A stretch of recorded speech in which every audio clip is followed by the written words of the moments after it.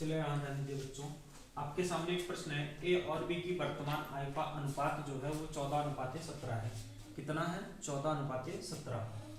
अब से 8 वर्ष बाद उनकी आय का अनुपात 6:7 हो जाता है। अब से 8 साल बाद जो उनकी आय का अनुपात है वो कितना हो जाता है? 6:7 हो जाता है।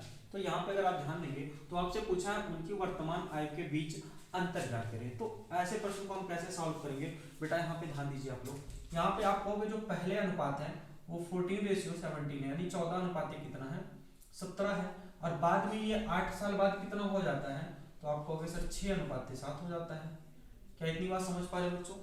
भाई पहला 14:17 है, 8 वर्ष बाद क्या होता है कि उसका जो अनुपात है 6:7 हो जाता है। ठीक है।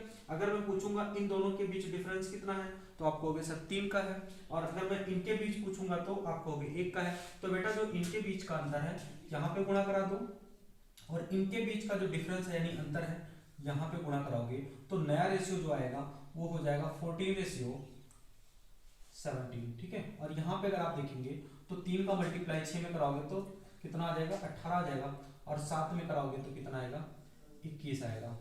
अगर इतनी बात आप समझ पा रहे हैं तो आप ये देख पा रहे होंगे कि वर्तमान आय के बीच अंतर पूछा है, और यहाँ पे आप अंतर देखेंगे तो 14×3=17 और 18×3=21, यानी इनकी जो आय का अंतर है वो 3 यूनिट है। और आप देखेंगे वर्षों में जो है 14 से 18 हो रहा है और 17 से 21 हो रहा है, यानी जो ये 4 यूनिट का मान है, ये जो अनुपात का अंतर हो रहा है वो वर्षों में कितना दिया है? 8 वर्ष दिया है।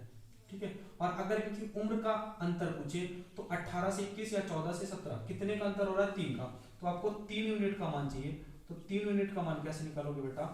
8 गुणे में, आप ध्यान देंगे यहाँ पे क्या होगा कि आप जब 4 यूनिट का मान निकाल, 4 यूनिट का मान 8 है तो 3 यूनिट का मान क्या होगा? 8/4 और गुणे में कितना हो जाएगा? 3 हो जाएगा।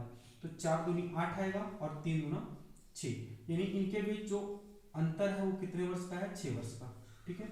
तो ये इस सवाल का क्या हो जाएगा बेटा? उत्तर हो जाएगा। क्लियर?